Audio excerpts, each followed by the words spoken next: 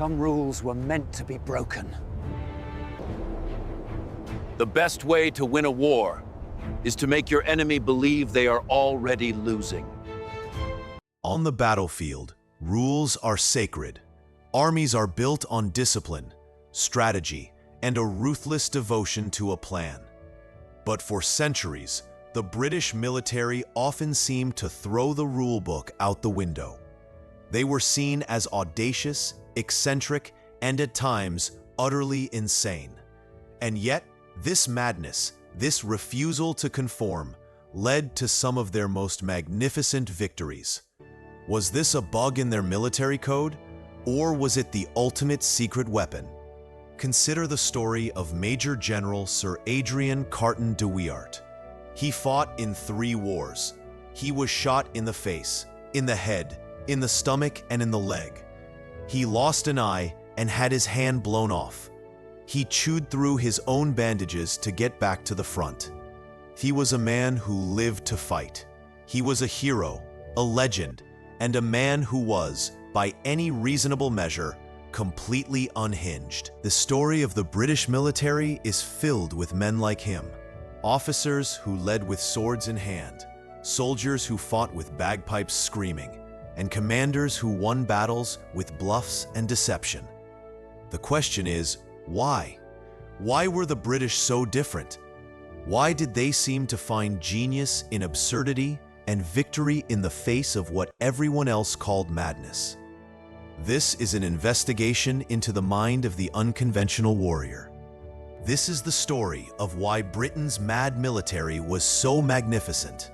To understand the military madness, we have to look not at the battlefield, but at the playing fields of Britain's most elite schools. For centuries, the backbone of the British officer class was forged not in a barracks, but in a system of education that was designed to create a very specific type of leader. This was the world of the public schools, where the sons of the aristocracy and the gentry were taught not only Latin and mathematics, but also a fierce code of conduct. Courage, discipline, and a quiet, almost dismissive disregard for danger were not just admired, they were expected. This system produced a commander who was brave to the point of recklessness. An officer was taught to lead from the front, to show no fear, and to maintain an air of calm and order, even as chaos erupted around them. This was the famous stiff upper lip, a national trait that became a military doctrine. To a German commander, a British officer's nonchalant bravery seemed completely illogical. A general might walk the battlefield under heavy fire, carrying a walking stick or a pair of binoculars as if on a leisurely stroll. This was not stupidity. It was a deliberate act of psychological warfare, designed to demoralize the enemy and inspire the troops. The result was an army of unconventional soldiers. They did not always fight by the textbook. This mindset valued flair and individual initiative over rigid, hierarchical command. An officer might choose to charge a fortified position with a sword in hand, or a small unit might take on an entire army with a bluff. These were not the actions of a professional, by-the-book military. They were the actions of men who believed their character and courage would triumph over any obstacle, no matter how great. This was the core of the British way of war. It was a fusion of old-world chivalry and new-world technology. The gentleman's code, a tradition of honor and fair play, was often at odds with the brutality of modern combat. But this contradiction, this blend of formality and ferocity, was exactly what made them so unpredictable. Their eccentricities were not a weakness, but a fundamental part of their fighting culture. They had a reputation for not knowing when they were beaten, and a fierce pride in that reputation. The world was about to see how far that madness could take them. The British military's reputation for eccentricity was more than just a character trait. It was a powerful weapon. Their madness was not a weakness, but a strategic advantage, a tool for deception and psychological warfare that was perfected in the 20th century. For an enemy that relied on logic and intelligence, the British refusal to conform to the rules was a constant source of confusion. The most famous example of this was in World War II, with the creation of the Ghost Armies.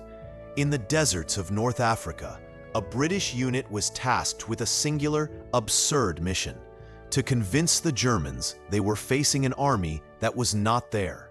They created elaborate deceptions, using fake inflatable tanks, decoy planes made of canvas, and plywood jeeps. From the air, the enemy saw what they expected to see: a formidable army of thousands of men and machines, when in reality, there was nothing. This was not a bluff. It was an act of theater, a performance of war designed to confuse and delay an enemy who was expecting a predictable fight. This strategy was built on a deep understanding of human psychology. The German military was methodical and analytical. They expected their enemies to follow certain patterns of behavior. But the British had no such patterns. They would launch attacks at odd hours, in unexpected locations, and with a daring that seemed suicidal. An enemy who could not predict what you were going to do was an enemy who was already losing. The eccentricity was not just about large-scale deception. It was about the individual. A sniper who would use a fishing rod to pull the pin on a grenade. A special forces unit that would parachute into enemy territory with bagpipes. These actions were so bizarre, so outside the military norm, that they confused the enemy and demoralized them. The British were fighting not only with guns and machines, but with a powerful air of psychological chaos. They understood that the mind could be as powerful a weapon as any gun. They used their reputation for being unpredictable to lure their opponents into traps and to gain the upper hand in a way that was, to them, as effective as any grand military strategy. It's one thing to have a reputation for being eccentric. It's another to have a military built on it. But what truly sets the British military apart are the men who personified this madness. Commanders who, to this day, seem more like characters from a novel than real-life soldiers. They were not just brave, they were absurdly so. Their methods were a complete rejection of military norms, and yet they were magnificently effective. Consider the story of Lieutenant Colonel Jack Churchill, a man whose nickname, Mad Jack, was a badge of honor. He believed that any officer going into battle without a sword was improperly dressed. In World War II, he famously went into combat carrying a Scottish broadsword and a longbow. He was a man out of time, a figure from a romanticized past, fighting in a war of tanks and machine guns. His most famous order during the war was simple: go forward until you see them, then use your sword. His methods were a mix of sheer audacity and brilliant tactics. In one raid, he captured an entire German garrison of 42 men, not with a hail of gunfire, but by simply walking up and telling them they were surrounded. His methods were a perfect embodiment of the British approach. An enemy expecting a by-the-book military would be thrown completely off balance by a man fighting with a longbow. The madness, however, was not limited to individual heroics. It was also a fundamental part of British special operations. In Burma, during the war against Japan, a brilliant and highly unorthodox commander named Orde Wingate created a force that was unlike any other. They were called the Chindits, a group of men who were trained to operate deep behind enemy lines, supplied entirely by air. Their tactics were a complete break from traditional warfare. They did not occupy territory. They existed as a mobile force, a phantom army in the jungle, harassing and disrupting the Japanese from within. Wingate was a controversial figure, often erratic and difficult, but his genius was undeniable. He understood that in the dense jungle, where conventional armies could not operate, a small, unconventional force could be devastatingly effective. His command was a mix of intense discipline and a chaotic improvisational style. He would lead his men on impossible marches, often without proper supplies, believing that hardship would forge a better soldier. The Chindits' existence was a constant source of fear and frustration for the Japanese. They were a military paradox, an army that was not an army, fighting a war that was not a war. These men and others like them were not just exceptions to the rule. They were a testament to a military culture that, for all its love of tradition, was not afraid of the absurd. The madness was a feature, not a bug, and it was about to change the way Britain fought forever. The stories of men like Mad Jack and Brigadier Wingate were not just isolated acts of courage. They were the embodiment of a specific fighting culture that would, over time, become a core part of the British military identity. Their methods, once seen as absurd, became the doctrine for a new kind of warfare: special operations. The Special Air Service, or SAS, founded during World War II, was built on the very principles of unconventional warfare that Wingate pioneered. Their motto, "Who dares wins," is a direct reflection of this. The SAS operated and still operates in small, highly trained teams, working deep behind enemy lines, relying on a combination of cunning, audacity, and sheer unpredictability. They were the inheritors of a long tradition of British military eccentricity. This legacy can be seen in conflicts around the world. While other militaries might rely on overwhelming force or rigid, structured command, the British military has often found success in doing the unexpected. They understood that in a modern conflict, the mind can be as powerful as a missile. A well-placed feint, a daring bluff, or a small, elite team working outside the rules can change the course of a battle or even a war. The reputation for being a bit mad became their most powerful weapon. It allowed them to operate in a way that confused, frustrated, and ultimately defeated their opponents. The final verdict on Britain's military madness is not that they were great despite their eccentricity, but that they were great because of it. It was a cultural and historical advantage, a fusion of old world courage and new world strategy. The men who led with swords and fought with an almost theatrical disregard for their own safety were not just heroes, they were innovators. They taught the world that in a fight for survival, the best strategy might be to throw out the rulebook and simply dare to win.